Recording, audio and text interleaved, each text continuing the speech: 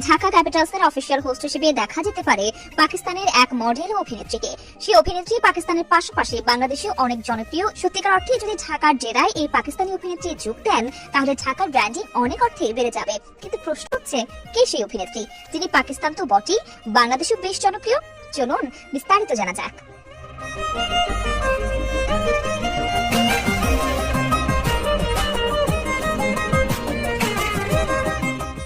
ফিশান সালিম পাকিস্তানের এই অভিনেত্রীর মিষ্টি চেহারা, স্নিগ্ধ হাসি ও লাবণ্যময়ী ঝলসে পড়া সৌন্দর্যে বিমোহিত হন পাকিস্তানের দর্শকরা।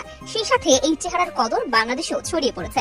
বিশেষ করে বাংলাদেশের পাকিস্তানি ড্রামা সিরিজের দর্শকরা এই অভিনেত্রীকে দারুণভাবে চিনে থাকবেন।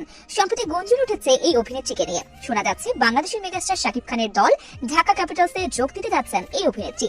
না, তবে খেলোয়াড় হিসেবে নিশ্চয়ই নয়, বরং যোগ দিচ্ছেন ঢাকা ক্যাপিটালসের অফিসিয়াল উপস্থাপিকা হিসেবে।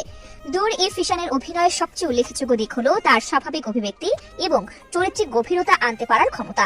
তার সৌন্দর্য ও ব্যক্তিত্ব তাকে মডেলিং জগতে সফল করে তুলেছে। তিনি বিভিন্ন ব্র্যান্ডের অ্যাম্বাসেডর হিসেবেও কাজ করেছেন এবং ফ্যাশন ইন্ডাস্ট্রির শীর্ষস্থানীয় মুখগুলোর মধ্যে একজন হয়ে উঠেছেন।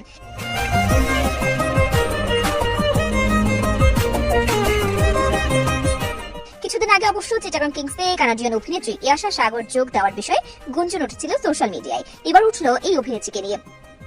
মেগাস্টার শাকিব খানের ঢাকা ক্যাপিটালসে নিঃসন্দেহে এই অভিনেত্রী দুর্দান্ত করবেন বলে বিশ্বাস শাকিব খানের ভক্তদের। এছাড়াও ভক্তরা পাকিস্তানের এই অভিনেত্রীর সাথে মেগাস্টারের একসাথে সিনেমায় দেখার বাসনাও জানিয়েছেন সোশ্যাল প্ল্যাটফর্মে।